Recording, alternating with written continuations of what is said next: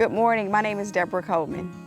The name of our farm is Uncle Jerry Farm, LLC, located in Pocahontas, Mississippi, which is rural Hinds County. Our farm got its name for my deceased brother, Jerry. Uncle Jerry Farms currently operates on 5 acres here in rural Hinds County. We have small ruminants, which are sheep and goats. We have the high tonal where we do seasonal vegetables, and we have mushrooms productions here.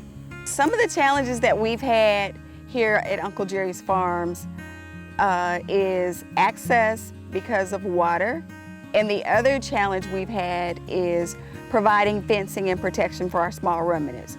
We initially implemented small ruminants on our farm and we didn't have proper fencing, so that was an issue.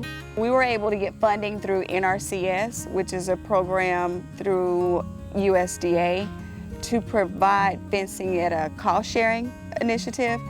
And one of the things that we did once we got the dogs to protect the sheep is that we had to put up a hot wire because the dogs were getting out.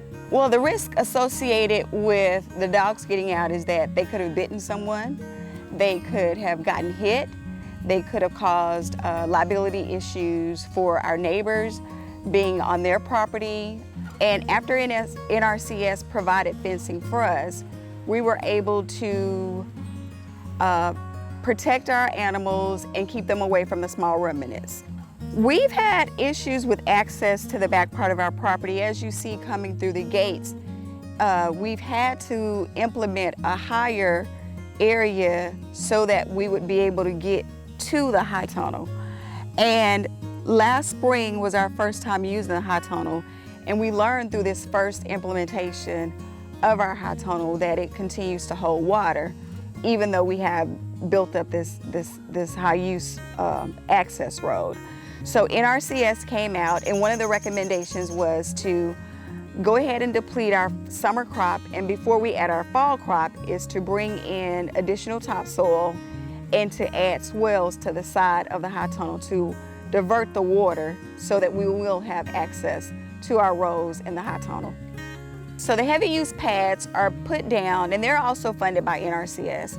So they were put down so that the small ruminants wouldn't trample and disturb the soil as much as they would if the pad had not been down there. We currently have insurance that is very limited here on the farm because a lot of the insurances that I have researched do not currently cover specialty crop.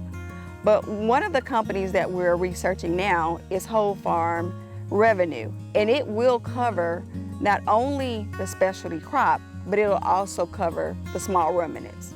The future plans for the high tunnel this fall is that we'll be implementing greens after we've implemented the recommendations of NRCS, which is bringing in the topsoil and doing the diversion of the water.